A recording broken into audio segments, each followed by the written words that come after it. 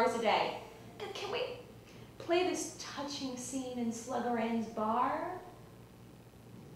Nola, this is not one of those 3-hour-long biblical spectaculars where you play a deaf-mute saint who wanders around the desert and won't talk for 14 days, and then goes out and falls in a river and drowns. But that's okay, because she forgot the swimming instructions John the Baptist taught her. We've had it up to here with films like that. The theme stays. This film has a message. Oh, message. A message, huh? Say when I want a message, I'll call Western Union. And another thing, Cinderella. Your language doesn't look very pretty in the columns every day. You'd better start acting like a lady in public. Gulping down pills and slopping gin at a brown derby, while John Vane picks up the tab for 6 people he doesn't even know? It ain't nice. Since when is a goddess expected to act like a lady? Since when is a goddess expected to pick up the check for 6 people? And since when is a goddess expected to be nice? I am a star first, a goddess second, and a lady never! Nola! The goddess has spoken. Nola, sweetie, honey, baby, darling, poopy. Your language is costing the studio valuable prestige. This is not the old days, and it's not like the old times where Nola could just come in and bitch to anyone living. These are hard times. People are forming bloodlines. Well, then let them eat cake! Look at you! You smell like a rummy, a lush. You already look like an aging character actress on the way to the glue factory.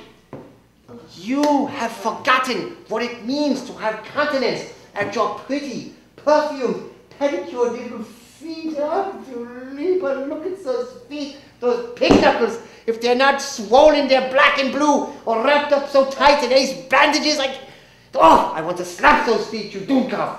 You are amazing. I've never seen such a swine. And what do you do all day, Porky? You sit around on your ass watching I Love Lucy. Ah, stars will be stars, and stars will have outrageous private lives. So outrageous that not even Arny can keep them out of the papers.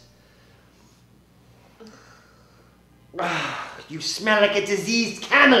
Well, how would you know? And yet you keep pouring that cheap camel piss perfume all over your clothes. It's getting hard to distinguish between the cheap perfume and your unbelievably offensive B.O. And I don't mean box office, bitch.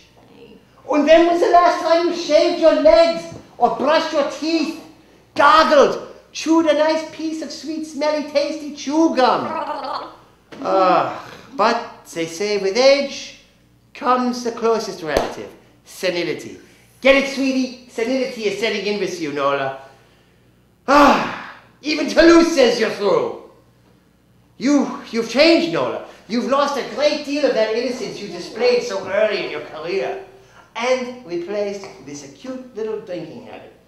Ach du Lieber, what plans I had for you. You were going to be big time, honey. Big top. You and that schmuck sidekick of yours. I'm speechless, Nola. Absolutely speechless. You turned out to be a real hard case. How do you say? A real scotch. Well, get this and get it straight. Your silver lining is tarnished. Shut! Go ahead, shake, you rat bastard. Drink, smoke. Let them feel your legs up. What the heck do you care? You're stoned out of your mind half the time. You don't know whether you're walking on air, on a tightrope, or thin ice. But I am warning you, Nola, and I will be brief. You can only push me so far before I bust. I'm a regular kind of guy if you're a regular kind of girl. Then we understand one another. Then we can do business. Your fans don't want to pay $5 to see a pair of sagging tits on a smelly slob. It's bad enough we have to put up with your friends, the loudest queens in Hollywood. Do you know what I heard the Grips call your co-stars? No, what? Orally gifted. Yeah, how do you like that? Is that good? It's true. Yeah, and I put up with it. Why? Because your name alone on any flyer, kiosk, or marquee, anywhere in the world, evokes such a devastating and intoxicating spell for millions of men everywhere. Oh, there's just no getting around it without running into the girl on cloud 9. Face it, Nola, you only have a few good movies left in you. Maybe with a nice long rest, without any of the boozy booze, maybe then you can get back on that set without falling flat on your face. Today you fell on your face. Or was it your ass? Come to think of it, Nola, it's getting mighty hard to tell which is your face and which is your ass. Silence! It's no longer funny. The audience used to think it was a novelty act. You know, part of the show. You no longer amuse anybody. You are repulsive. Do you even know what it means to be repulsive? You're going to suffer, Nola. You are going to suffer. Doesn't take a crystal ball to figure out where you'll wind up. In the bins, the loony bins, in between flops. That is where they'll have to keep you. Just to keep you from killing yourself. And every day, a little bit of your mind disappears. You know, I think your brain cells have been anesthetized by your sleazy environment. And then tell me something, Nola. You know, after you've pissed away every female hormone in your body, then what, huh? What then? I don't know you anymore, Nola Noonan. I can't put up with you anymore. My patience with you is at a low ebb. Do you know what that means, you stupid? Anytime you want to take a nice long walk somewhere else, you go right ahead. But if you insist on drinking yourself to death, kindly do it on your own time. I pay people to make pictures. I don't pay people to drink and sweat in my company. Look at you, what a mess you are. You smell, you stink, you swamp rat. I hate you.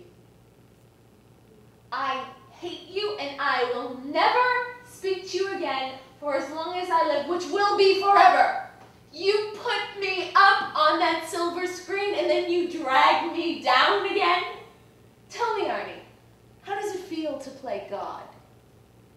It hurts, Nola. It hurts. It's great. Just hit a woman when she's drunk! You know, Arny, you don't understand that comebacks are a very delicate operation.